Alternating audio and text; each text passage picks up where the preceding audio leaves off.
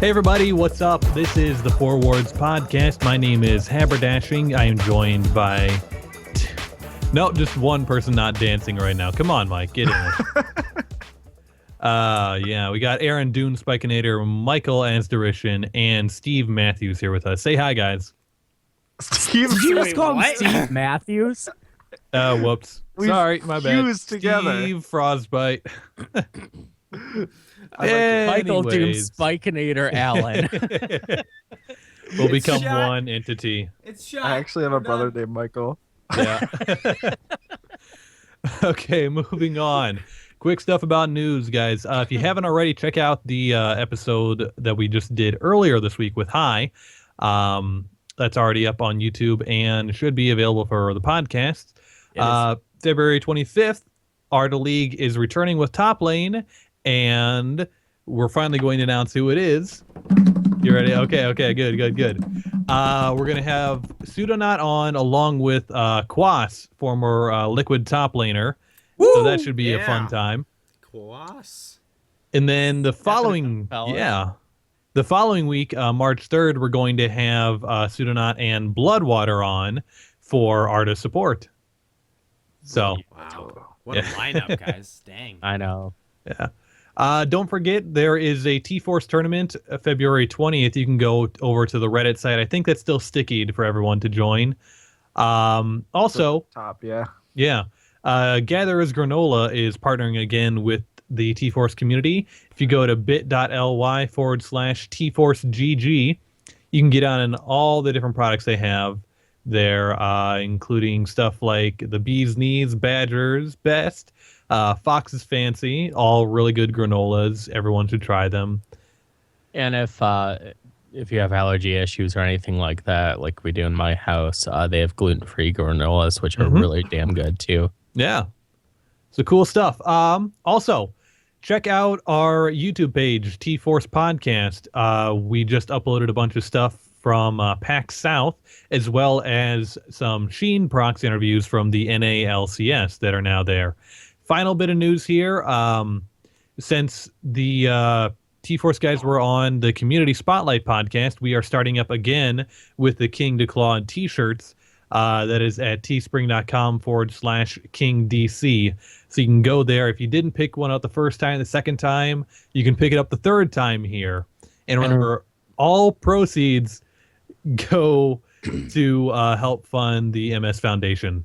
Yeah, every single penny. So, I mean, it's win-win. You donate to good charity, you're helping out our boy King DeClaw, and you're getting a sweet-ass shirt. So, Yeah. So that's enough for news here. Let's kick it off this episode with a little bit about a trinket tip on executes. Yep. This is a great topic.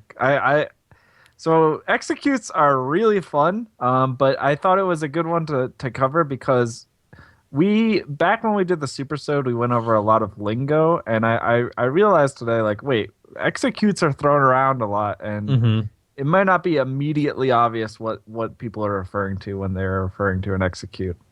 So an execute is sort of a general term for a lot of abilities that share a common theme, which is a skill that benefits from the enemy champion being lower on health. Or in some cases, enemy minion being lower on health. Sometimes that also applies as well.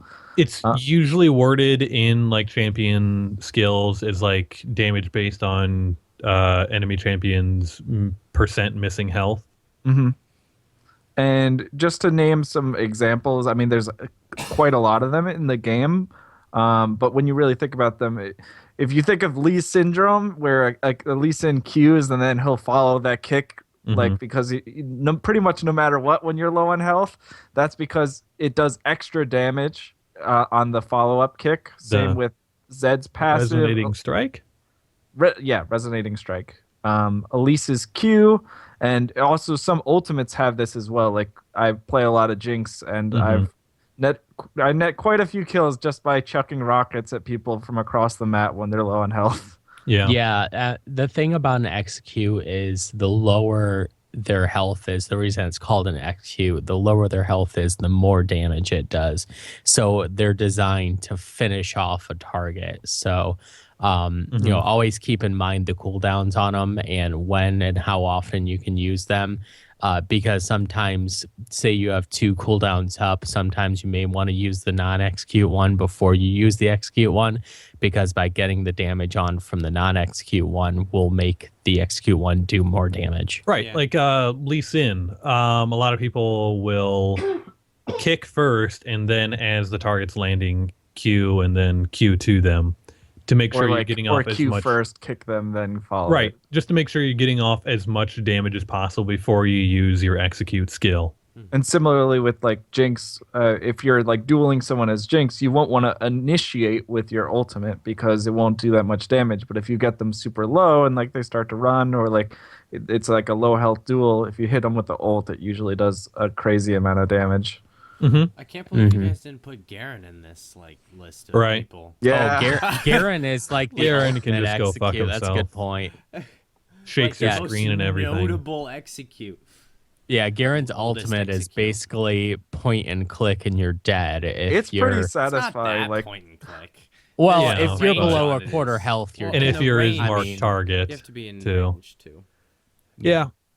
So, like, just the one thing to note otherwise about executes, it's really important if you do play one of those champs to play around with the damage you can really do with them.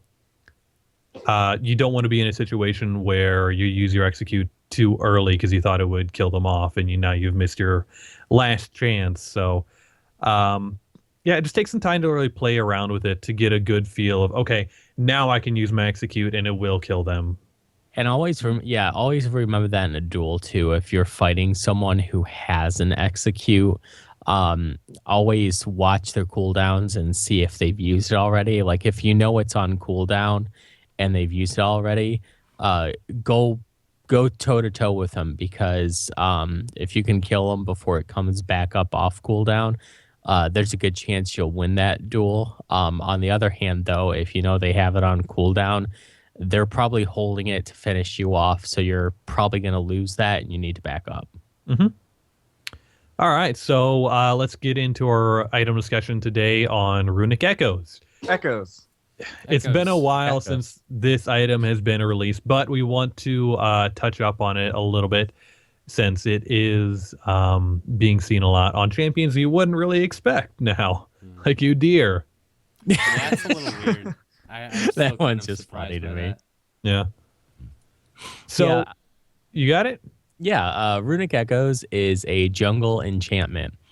So what it is that you take one of the jungle items, the tier 2 jungle items, you would call them, that build out of the Stalker blade.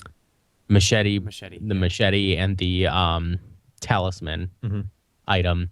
And you put those together and they create either a tracker's knife, a stalker's blade, or a skirmisher's saber. Yes. And then you take those and you enchant them. And one of the enchantments is Runic Echoes.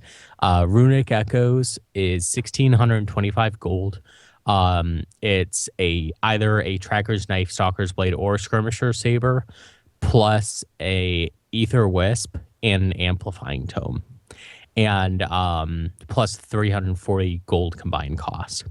What it does is it gives you all the benefits of the either the tracker's knife, stalker's blade, or skirmisher's saber. Plus, it gives you 60 ability power. It gives you 10% bonus movement speed, and then it gives you a unique passive called Echo. What it does is it gains charges upon moving or casting. At 100 charges, the next instance of ability you deal will expend all charges to deal 80 times 10% of your AP bonus magic damage, AP ability power, that is, bonus magic damage to the first enemy hit, and it will summon 3 lesser bolts that target nearby enemies, prioritizing enemies damaged by the ability and champions over minions. Basically, TLDR of it is that it is it's almost exactly Luden's Echo. Right, it's 20 less damage than Luden's Echo. The charging system is still the exact same. So if you've ever used that item before, it'll feel exactly the same on that item. Yeah, it's it's Luden's Echo for junglers, and it's a really nice item because it scales well off of AP. So if you have an AP jungler like an Elise or Diana, two of Did my we mention favorite the AP mana? junglers. Do we mention the mana component? Other wisps. So I think if you Oh, hit I'm a sorry. large- Yeah, hitting a large monster with it will restore 18% of your missing mana. So it's really nice mana sustain, and for mana heavy using junglers, it helps you sustain your mana without needing blue. So it's it also does 250% bonus damage to large monsters. So it helps you nuke through camps. It helps you do a lot of nice AoE or area of effect damage. It helps you sustain your mana. The biggest, like, almost, and it seems kind of silly, but probably the most powerful aspect of it, though, is the movement speed. Yeah, it's the movement speed is extremely good on a jungler. Like I described this before the cast, but I was playing a game the other day and I was playing Gnar, and like this Elise had this item, and like I was hitting her with the boomerangs, I was hitting her with boulders when I was Mega Gnar, and she was still catching up to me because she's that fast with this item. Yeah, no, it can be pretty scary. It's just kind of weird with this item because this is now the replacement for Runeglaive, which was the replacement for Magus Enchant. So overall, like I think it helps AP junglers in a broad base. So it seems like Riot's kind of flip-flopped a few times as what they think is the best AP.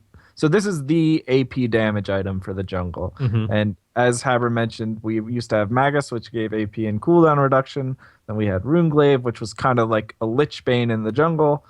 Now they're saying, okay, maybe this Lich Bane style jungle item is too specific to auto attack junglers. Like, what if we want, mage junglers to be more effective? All right, we'll give them basically a Luden's Echo, and that's the new item is essentially. Yeah, I've seen Jungle Karthus do really well with this item. Yeah, it's nice because it opened up a lot of different champs, and it changed a few. Like, for example, Diana and Elise. They're pretty obvious. Candidates. Candidates, there you go. Pretty obvious candidates for the item. But at the same time, a lot of people might be like, oh, well, Runeglaive was a little better on them. And dueling wise, I'd probably agree. But at the same time, the movement speed makes them a little more mobile. It makes it easier for them to gank and chase people down. And also the mana, it seems like the mana is a little bit better, and like they're sustaining their mana a little better in the jungle. So I think it's kind of even for them. They talked about this on the proper a bit, and I think it's still a solid item for any existing AP junglers. But I think that there's other AP junglers that it's actually helped a lot. Fiddlesticks being a big one because he is very powerful with people. this. Yeah, he's very powerful with this, with the movement speed and being able to keep up with his mana and being able to do that extra AoE damage to deal with the smaller minions in the camp while he just focuses on the big one. So it's a really solid item, honestly. You can take just about any AP champ that has some sort of damage negation or sustain and usually do pretty decent in the jungle with this item. Yeah, for people who are still hung up about this item versus Runeglaive, Runeglaive did scale better into the late game. But as far as early jungle clear goes, once you first get the enchant, Runic Echoes for most of the junglers, it will be better initially. So yeah, I wouldn't stay away from AP junglers just because they changed the item around.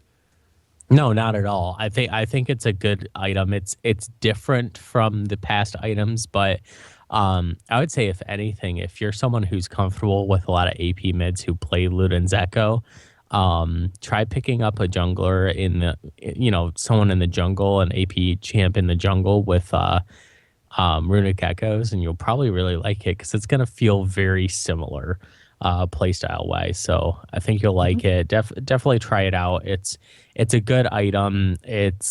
I don't think it's game breaking. I think they balanced it pretty well. It may be a little OP with the move speed, but I don't think it's that OP. I don't think it's OP at all, actually. In fact, I think it's Yeah. more underwhelming than anything, personally. yeah, I mean, I don't think it's a bad item by any means. So, and Yeah. I don't see them changing it too much. So pick it up, try it. I think you'll love it. And let's go on from there. So if you listened to our other episode this week, because it is a special 2 week, 2 episodes in a week. 2 for Our 1. last episode, we had Cloud9's very own Hylam on the show. It was a really awesome interview. If you haven't heard it yet, go back and listen to it. And one of the biggest things that we all, after doing the interview, talked about and discussed is he said, don't be afraid to fail. You have to just kind of go in and try stuff and keep trying and keep getting better. Learn from your mistakes, obviously, but don't be afraid to fail. And losing and failing and misplaying, they can be very good things. And you have to use them as learning tools to learn the limits of the champ that you play, learn the limits of your ability, and just make sure that you're always learning. Yeah, I mean, the way you got to look at it is you got to learn your limits, and that process usually involves pushing yourself to learn what those limits are. What are my champion's strengths? What are the enemy champion's weaknesses? How can I exploit those or use those to my advantage? And if you play scared or you're unwilling to take risks, you're sort of putting yourself in a state where, as a player who's trying to get better at this video game, you are limiting your ability to improve. You're essentially stagnating your progress because you're not allowing yourself to experiment and learn from your mistakes. So what we're going to talk about this episode is sort of harping on what Hai mentioned, which is it's really important as a newer player to learn to push yourself and learn to know your limits. We're going to talk about the different aspects of your game where a lot of times players tend to play a bit afraid or tend to be afraid to make those risks to become a better player. And we're going to talk about how to become a better player. But the first thing I will say before that is that you got to look at improvement as a marathon and not a sprint. Why is that the case? Well, this Well, isn't anything, honestly. Yeah. Learning and getting better in anything is generally going to be a marathon in the long run than a sprint, because you're always focusing in the end game, and oftentimes the end game is not tomorrow, it's later down the line. Right. Like being someone who is a marathon runner, I can full-heartedly agree with that statement. It's because you have to look at it from the long run. You're going to have those days when you're training and you just have a real shit run. You feel like crap afterwards. You feel like you didn't go fast. You were really slow. Maybe you pull something, maybe you step in, a pothole or something, and you're limping afterwards, and it just sucks, or you just feel like absolute crap going into it, and you feel even worse out of it. Like you don't feel energized after, you don't feel empowered, you don't feel like you accomplished anything. You have to look at it as it's just part of the process of getting better, and that you have to keep going out there. You have to keep putting yourself out there. You have to keep pushing yourself harder and keep trying. And if you don't take those risks and, have those days where you're like, what, I don't feel like doing this, but I need to, you're going to be happier in the end. And when it comes to the game, it's the same exact thing. You may look at a situation and say, what, I don't know whether I can pull this playoff that I have in my head, and I don't know if I should do it. But then you just have to. I think that all the time. Yeah, Like, all the sometimes you fucking just time, have I to don't say know if I can fucking do YOLO this. and Oh, go. Like, God, I really think I can kill this guy. I have no fucking clue. We're about to find out. Yep. And And that sometimes you figure out, nope, I couldn't. No. But as long as you remember that, that's the key. But if you do get it off, then it's like, okay, you know what? I can do that. And I have to remember when I can do that so that I can pull that off in the future, because the more times you pull that off, the better you're going to be. Doom has just hit on the main point, which is after something happens, you need to be able to reflect on why and essentially why did something work and why didn't it work. And I definitely want to talk more about that. But just to kind of guide through this, I thought a great place to start is to think about the laning phase. And how would you guys characterize somebody who's maybe afraid to fail in lane? How would their play style be, and what would you notice? Instantly Passive. passive. Instantly passive. Not necessarily playing passive, because playing passive is something that you may need to do as part of your laning phase. Instantly defaulting to passive. Reason being, you can never go into a lane with the assumption that you're going to lose based off of the matchup. And I see far too often people going in saying, "Ah, shit, Kalista versus Vayne, I'm fucked. Vayne's countering me. I'm going to lose." Something like that.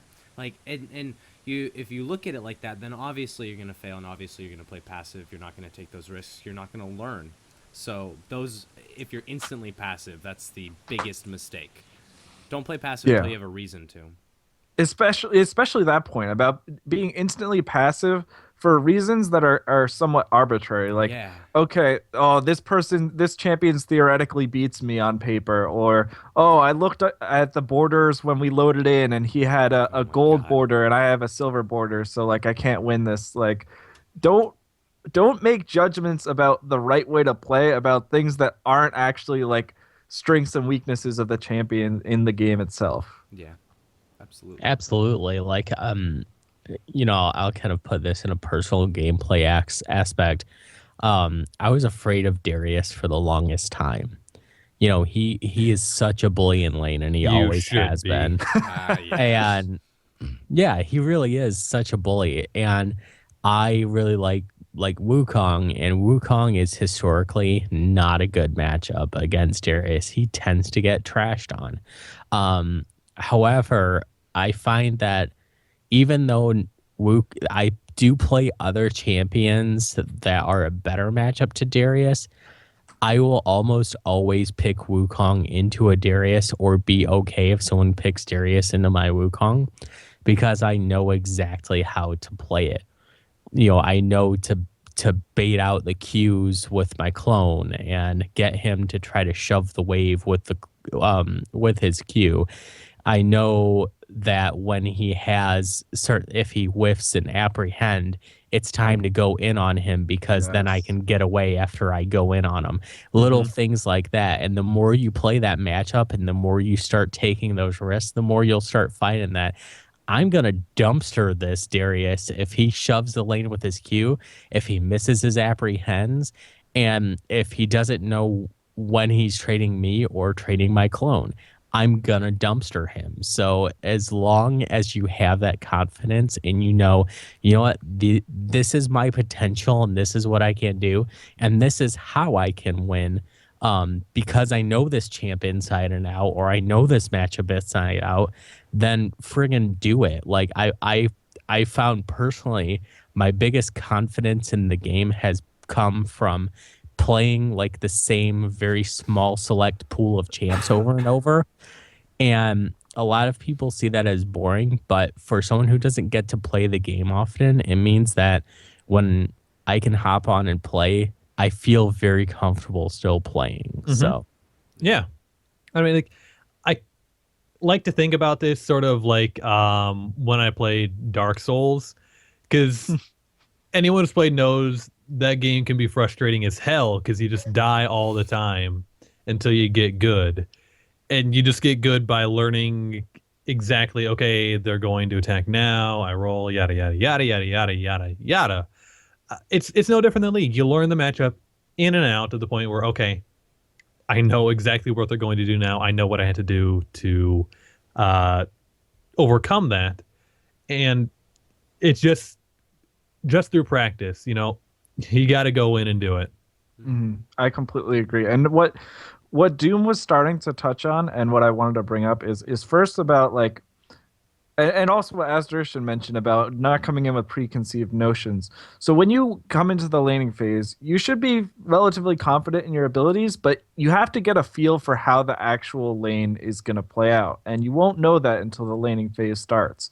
So once it starts, you should be able to try and assess how to play the lane based off of how the actual game and the champions you're playing with are going. You shouldn't say, okay, he picked Zed, so therefore I can't do like, so and so. If Zed is missing shurikens left and right and like he can't hit a single skill shot and he's constantly within trading range, like punish him. Don't be afraid to actually trade with an assassin. Especially early. Mm-hmm. Yes. Oh my God. So many people will have these ideas that like, how do I deal with so and so? They do so much damage, or like they'll hit a power spike and I'm just dead. But okay, like the melee versus range matchup we talked about a few weeks ago. What is that gonna do to you before he has his gap closer? What is he gonna do when he's at half health by the time he gets his gap closer? Don't be afraid. I was talking to a friend about this the other day. We were discussing like a lot of players neglect like the first 8 minutes. They just pretend like it doesn't exist, and then they wait until they get all their spells and a couple of items, and then they start to play League of Legends rather than, at the very beginning of the game. So I mean, work with the beginning. You can do a lot of cool stuff and set yourself up if you know the ins and outs. So why don't we move on and talk about a topic that I know a lot of people struggle with, and that's tower diving. Yeah, I love tower dives. It's fun once you learn how to do it. It can be there's a barrier to entry, I think, for a lot of people where they think, there's no way I can get in there to do the turrets. But it really does come down to a lot of the stuff that we've been talking about, just knowing your limits and taking what you have to your advantage. And doing it. You just have to do it. Like, hesitancy is the bane of tower dives. Like, if you're going to hesitate, then don't fucking do it. Like, if you hesitate at all, you've already lost your moment. Almost always. You are so right. You have to be decisive. Like you have to be willing to make in a split second decision. Okay, based off the knowledge I have, I'm gonna go for it, and then you just go for it, and then after it goes well or after it doesn't go well, that's when you reflect like, oh man, I really should have flashed, or I really should have done this, I really should have done that. But in the moment, you have to be decisive, and that's what not being afraid is all about. Oh, and there's on the flip side of that, for an enemy, there's nothing more demoralizing than getting tower dove, than getting killed under your own tower. It just sucks because you're like, that's my safe place, and you just don't feel safe anywhere anymore. Safe place. Exactly, and like for example, Wukong, I'll go into it from a personal aspect. I know if I'm gonna dive, that one, am I gonna be taking tower shots? Okay, if I'm taking tower shots, I can justifiably at full health, say at level 6, I could justifiably take 3 tower shots. Now, I know that as that third one is traveling to me, I need to be on my way out of the tower range already. Not starting to, but already on my way out. I need to know how long my ult lasts. I need to know the perfect time to use my ult. I need to know when to start tanking those tower shots. I need to know if there's minions. I need to know, if they have flash. If they have flash, it's kind of pointless. Like, there's so many things to take into account. But one of the easiest ones is, do they have flash? And do they have heal or barrier? It's really about assessing.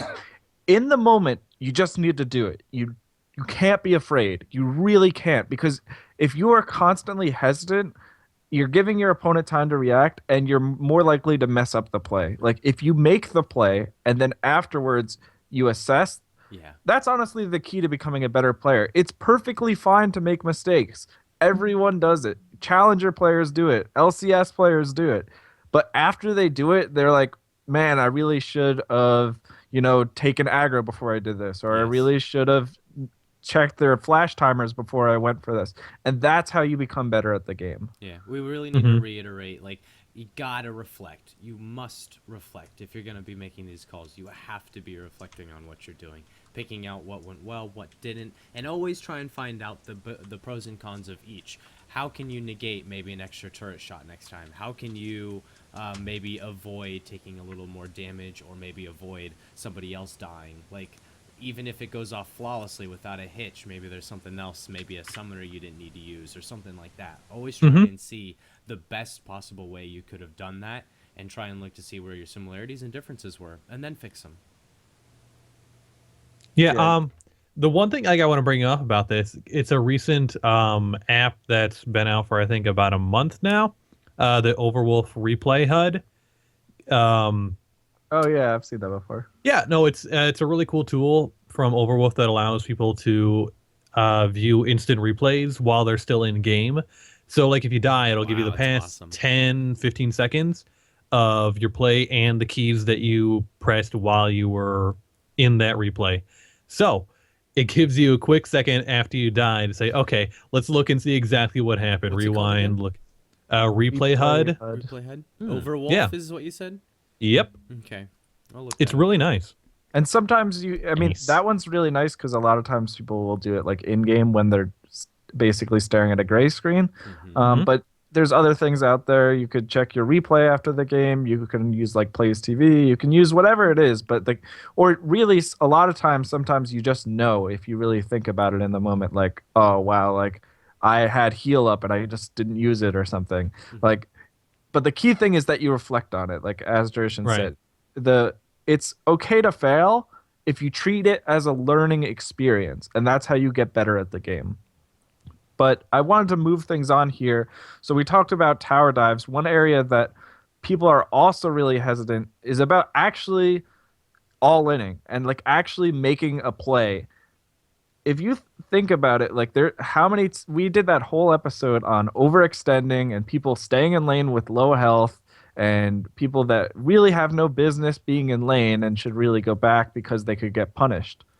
But if you aren't willing to make that play to punish them, then you are just missing out on an opportunity to capitalize on them. Yeah. And recognizing mistakes, just think, okay, what would, like, if you have trouble identifying what spells need to be capitalized on, just think, what spell of mine, if I blew, would I be most afraid of another enemy if I got caught without? And just think about that and try and find your comparisons and work with that. Use yourself as a template and then match it against your enemy and try and see how you can pick them apart. Yeah, to give an example that Asterishan is well aware of, if a Lux were to throw out her binding and just whiff completely, suddenly she's not nearly as safe as she was like 2 seconds ago. Right. And Or you when can- yeah, go ahead. well, you can also, that's when you have an opportunity to make her do a lot of things. You can force her to do exactly what you want to do. Maybe you can't make her like die because she's still long range mage and it's tough, but make her use mana. And then now she's at a hindrance because she can't use as many spells the next trade because you got up in her face. So like there's times where you can just, you're not necessarily taking away their health, but you might be taking a cooldown, you might be taking a ward, you could be taking any sorts of things from them. And once you take all of that, that's when you engage and you follow up. So I've whittled down their mana. She doesn't have a ward. She doesn't have any coverage anywhere. She's completely unprotected. That's when I all in. That's when I know I'm safe to do what I need to do. So can we talk about this point that I highlighted in red in the show notes, Doc? Because if there's one thing I want to like shout from the heavens this episode, it's this point. Oh my goodness, yeah. All right, so I see this a lot in lower level play, and it makes me very upset because it's something near and dear to my heart. Stop thinking of Flash as only an escape. Seriously, just it's so much more than that. It's such an amazing summoner spell, and honestly, what's most impressive about it to me is the amount of plays that you can make and the enablement of a champion's like crazy playmaking, all-ins, starting team fights, initiating. it's game changing, but you have to be willing to take the risk to flash offensively occasionally. Oh yeah. Oh, absolutely. Like we played some matches last week, and we won one game simply because of like good team fights. I think it was me and Frost team, and I was playing Malphite, and one of the things I learned was positioning. And so I know the range of Malphite's ult, so I was hiding over a jungle wall, flash over the wall, and then ult. And sometimes just knowing the range of flash, but also how it can put you in the correct position to be able to do what you're trying to do, you can just do so many awesome things with it. Right. Is I mean, like, such a playmaking summoner spell. yeah, another thing with Flash, certain champion abilities used to travel. Shen's Shadow Taunt, Gragas's Belly, whatever it is called. Body slam. Slam. Your Body Slam, Body Vi's Slam. Vault Breaker, stuff like that. You can start casting that, and during the middle of that animation, you can flash and still have the effect at the end of the travel. So it like effectively extends the range of that spell by another 400 units. And that Yep. will catch people off guard. So if you are really good at your champion and you recognize these little things that you can do by flashing aggressively, you will catch enemy champions that are not prepared for that level of engage because you knew your limits. You've already done this in the past. Maybe the last time you failed the Shen flash taunt and you cried yourself to sleep, but you've perfected it, and now the next time you do it, you just won a game-changing team fight because you did it properly. And that's how you get better. You push yourself, you learn your limits, and you practice these things. And flashing offensively is one of the like key things you need to learn to really. I think honestly, it's super important in League of Legends. Absolutely. The more confident that you get in the game and confident you get with your own gameplay, the higher you're going to climb. When you can look at a game and say, you know what, I can totally carry this game. Or you can look at a game and say, you know what, I can totally set my team up for victory. You're going in with the right mindset, and you're going in with a mindset that says, you know what, I'm going to do everything I can to win this game, and I'm going to take some risks, and those risks may or may not pay off. Any that do pay off, it's like, all right, I know the limits. And if it doesn't pay off, then you need to look at it and go, okay, why didn't that work? And then know and learn your limits for next time so that you can go into the next game even more confident, knowing that, okay, this doesn't necessarily work, but this might work. So, but you have to be decisive. And it's fun. It's unbelievably rewarding. I don't Right. think so. I think about like some of the moments where like I was like so happy about what I did in a game, and it's like games where the enemy team had like a super fed Draven that just overextended, and then I flash gold carded Zhonya's, and like we collapsed on him to win the team fight. Like the moment where you flash Tibbers and you catch 3 people in a giant Tibbers, and then you win. Like these sorts of things happen because you're not afraid and you act decisive. And to have those moments, you can't be like, oh, I don't know, if I go in here, then maybe this might happen and stuff. You got to just do it and then learn from it.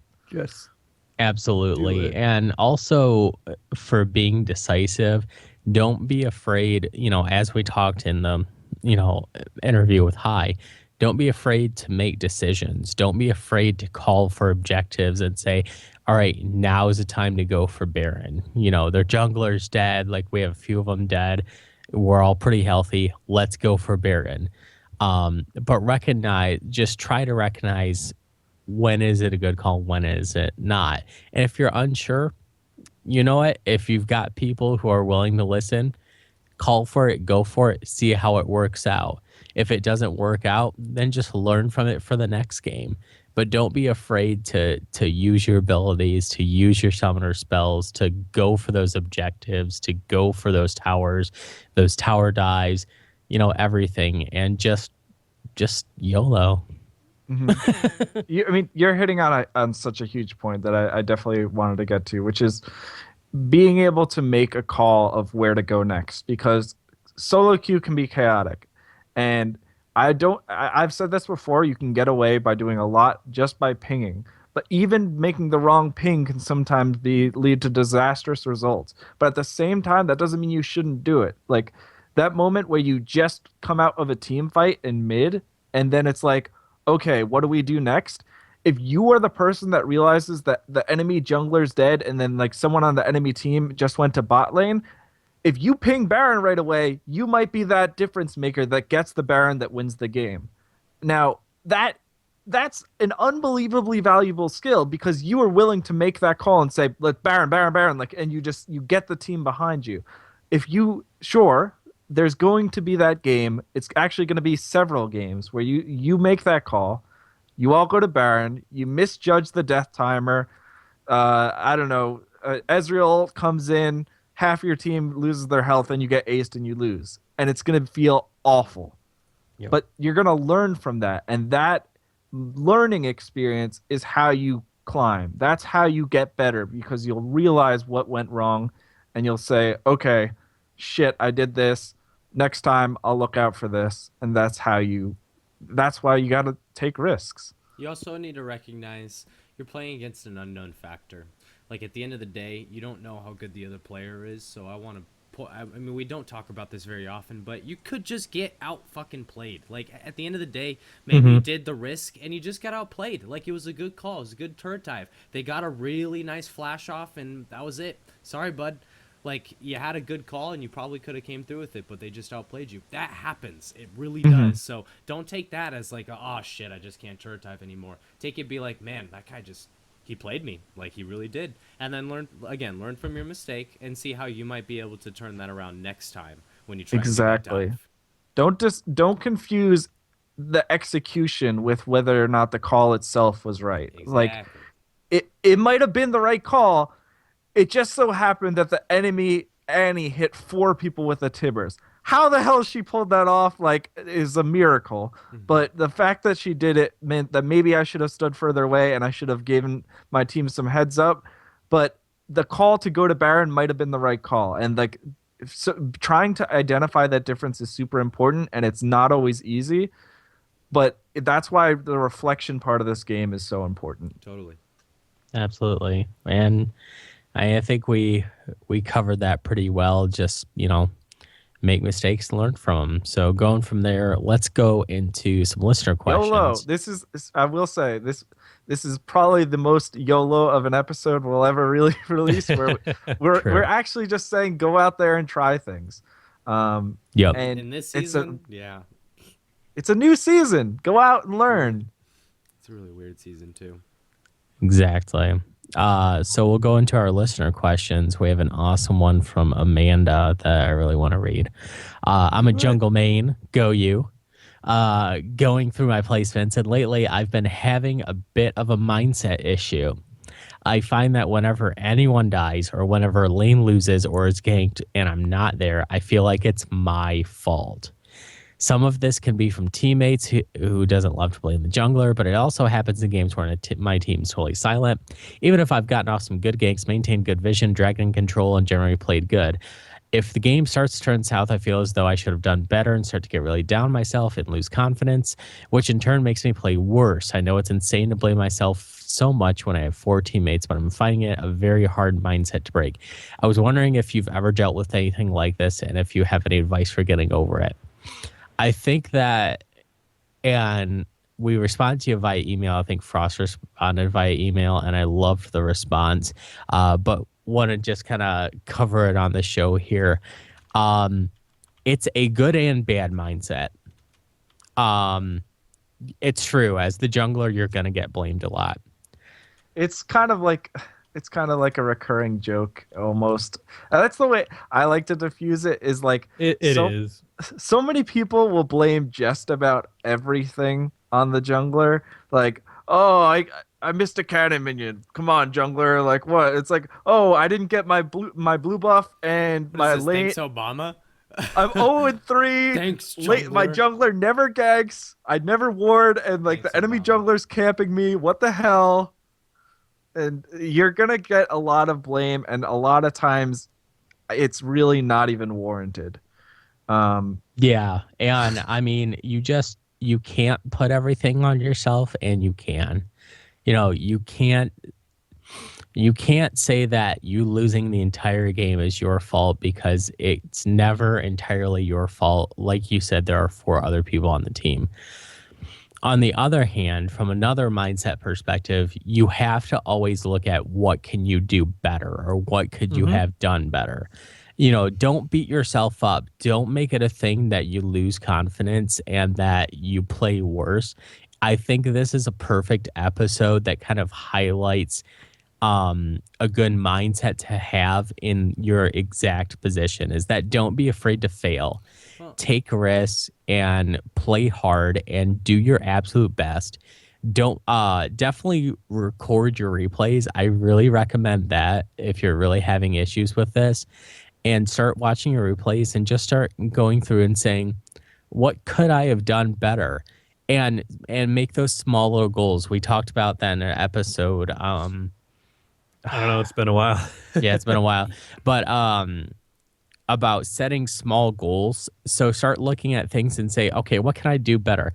I could focus on farming better. So start setting goals on like getting so much farm before a certain amount of time, or start setting goals like, all right, I'm going to be more aware of flash timers and start really focusing on that in your games and just start making little goals and focusing on those and keep moving up and moving on. It's okay to lose confidence and get, and be like, oh shit, like I had a bad game sometimes. Don't be afraid to step back and say, it's time to stop playing for today. And don't be afraid to say, what, I did mess up, but what can I learn from that? Just go in for it, do your best, and try to learn something from every game, good or bad. Yeah, And remember that sometimes people are just going to lose lane. Sometimes people play like shit. Sometimes you can help it, sometimes you can't. Yeah, I think there's 2 points I want to make here to this. The first one being it may help to start like prioritizing where you are ganking. It's one thing to get a couple good ganks off in different lanes and you feel like it's helping, but as soon as the game starts up, try to look at like what lane is going to benefit the most from getting ahead, or which lane has the greatest probability of a successful gank that has a good mix of CC and damage. And especially if it's a lane that you want to get ahead, Riven, Zed, any really assassin player, it'll help you maintain that success into the later game. The second point I want to make, even if you are having an early game, it's important to be able to transition that through the later game. And it can be hard sometimes, especially because that's like a role transition for a lot of people, even in the jungler, where you're not going to be able to farm as much. You're really looking for picks, deep wards, and objective control with your team. So I take a look back at some of the games where things start to go wrong in the middle late game. Look at where your objective control is around the map. I really want to stress this point that you're saying, I feel like it's my fault, when a lane loses and you're not there and things like that. It's not your fault. So It's here's not your the thing. fault. There's things you can and you can't control. It's not your fault. And there's a lot of people that jump to the conclusion that, like a lot of people that are stuck in You're just lower making me levels. Cry, Haber. God damn. So I think I was probably hoping the someone biggest would pick up on that. the biggest emphasis we did with our show when we first launched was we talked about you need to recognize where you can control the game and realize that the consistent factor in all of your games is you. So you really need to do the best on focusing on what you can do better. You can't control everything. You can't control your top laner's internet connection. You can't control, whether or not your teammates use flash correctly or if they CS or any of that.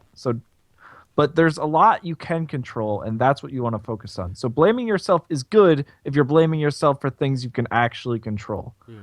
Yeah. Go. I want to say, I'm seeing this, this last little bit, I was wondering if you've ever dealt with anything like this, and if you have any advice of getting over it.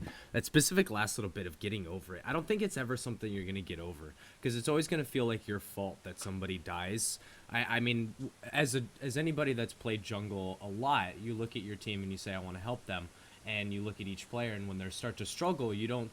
A lot of good junglers won't look at them and be like, "Oh my God, you're somebody that's weighing me down." You see somebody as a struggling buoy, and you want to get them back up. And I get that, but you also need to be nicer to yourself far more often than you are to as critical. Because if you are only critical and you're only ever punishing and looking at the bad things that you ever do, you're only gonna ever focus on that, and that will only make you feel shitty because you're only focusing on the negative. So remember to take all the positive things that you do in the game, and reflect on them, and talk about it. Talk about to your friends, like, oh my God, you should have seen this play I did the other day. It makes you feel better as a jungler. It gives you some confidence. And for fuck's sake, why do people feel like it's bad to brag? Like, if you make a good play, fucking brag about it, yo. There's a line. I mean, I get that, but at the same time, like be strong in your abilities, and don't. I mean, I gotta say, don't be so hard on yourself. Like, it's just a game, and it's. They've all said it a bajillion times. It's not your fault. Especially during the game. I mean, I think it's one thing to be like tilted after a loss, and that's perfectly understandable. Yeah. But understand if the game is still going, and you got counter ganks, something went wrong, my friend. The game's not over. You can't just stop. shut down yet. You're not done yet. You still have work to do. So you mentioned you sometimes get down on yourself and you lose confidence. Understand the game's not over. Just recognize your win condition. What do you need to do next to be successful? And then that's what you can focus your concentration on. You got a setback, but the game's not over. Keep at it. And then figure out, and then always make sure you're like, if you're ever behind, think about, okay, what am I good at? What do I do really well? And then try and capitalize on that. Are you really good at ganking? Are you really good at farming? Can you clear really quick? Do you know how to ward effectively? Like, focus on your strengths from there. If you feel like you're being a hindrance, well, then stop focusing on those. You're not going to help yourself. Start seeing on how you can help. Yeah, I think we've nailed all the points. Can't really keep driving it in anymore. So let's move on to the next listener question here. CCC. I know. Did you check I guarantee this guy has another name that he goes by. Yeah, CCC 7676 has wrote in many times before. So thanks for listening, man. Yeah. So he says, "Here we go again. A new champs comes out, and everyone wants to get a chance to play them, but with the sweet, we also get the salty. People can get this I'll just dodge if I don't want mindset. Yeah, sometimes penalties are used to discourage this, but what does the crew think could be done to help with this issue? What if penalties were used for the first week new champ comes out? Yeah, what if penalties were increased for the first week a champ comes out? I don't like it. I don't think that's a fair... You should never punish a champion for not being able to play somebody. However, at the same time, if they're going to be immature about it, just give them the dodge queue timer. Don't make it... Yeah, it's the nature of the way that the queue system is right now. I don't think it's any sense of the way that it's the new champion. Yeah, I mean, there is an increase of people that come in and says, I'm going to play this new champion or troll or feed. But I think that's kind of far in between, and we kind of are just stuck remembering those bad experiences. It's something that's never going to go away. I mean, no matter what you do, it's not going to... how do you get rid of that? You look for people that specifically have a pattern of whenever a new champion comes out, they troll or feed, or they troll or get what they want. I mean, there's no real way of stopping that. And at the end of the day, I mean, who cares? In a week, they'll be not a new champion anymore. They'll be on the free roster, and who gives a fuck?